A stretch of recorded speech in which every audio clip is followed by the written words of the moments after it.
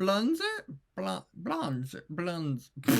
Hey, I'm maybe Burke, and you're watching Makeup for Lost Time. This is my series for trans women and other people who feel like they missed a few classes when it came to learning about makeup. And today we're going to be talking about bronzer, which means nothing. Today we're going to talk about how we wear bronzer and blush together. I got a couple of people asking when I talked about bronzer if you could wear bronzer and blush together, how you wear bronzer and blush together, so we're going to see how we can pair those two together today. Of course, as I mentioned in both the bronzer video and the blush video, you don't have to wear any makeup, but you don't have to do both of those steps. If you're doing a full face, you can wear them separately from each other, you can pair them together, it depends on what aesthetic you want. I personally like doing a lot of steps to my makeup, and I like wearing bronzer and blush together. You can also do this with contour and blush together, and we also talked about the difference between contour and bronzer. But today we're gonna pair some bronzer with blush so you can see what they look like together. Now I'm gonna go in with creams so that you can really see what I'm working with, and I'm gonna put the bronzer in all of the places we did when we talked about bronzer. So we're coming right along the cheekbone here. We're going to come right up on the forehead, under the hairline, and I'm just going to make sure it's right along the perimeter of that hairline. And then I'm just going to take my foundation brush and make sure that it doesn't go too low on my cheek, because you can always fix things if you don't like how they look. So I'm actually not going to go on my jawline. We talked about it with bronzer that I don't like putting it on my jawline for a number of reasons. As a person who started wearing makeup with combating a 5 o'clock shadow, I don't like putting anything darker than my skin tone on my jawline, but that's a personal preference. And really what we're going to be focusing on is the cheek and the forehead today. And so that's where we have our bronzer placed. So I'm going to take a cream blush as well. And this one I can just tap in with my finger.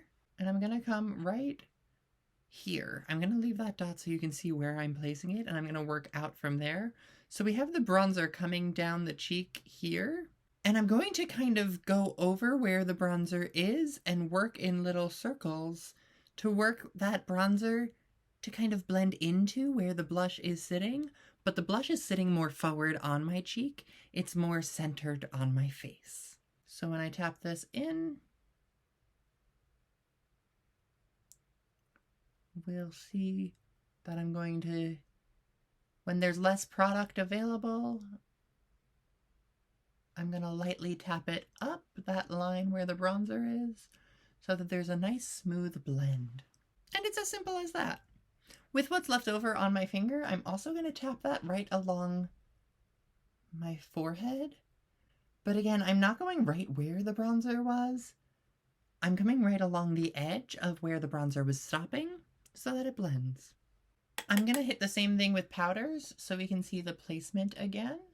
This bronzer is coming lower down on my cheek, then I will go with the blush and right along that perimeter of the hairline to give us a little sun-kissed glow. And then to add a little color, we'll take it right up on the cheek and a little bit right above the brow. And honestly, it's as simple as that. Again, you can do these things separately. You can work them together.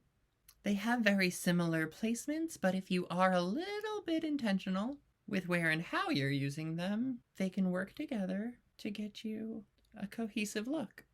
And it's as easy as that. Bronzer!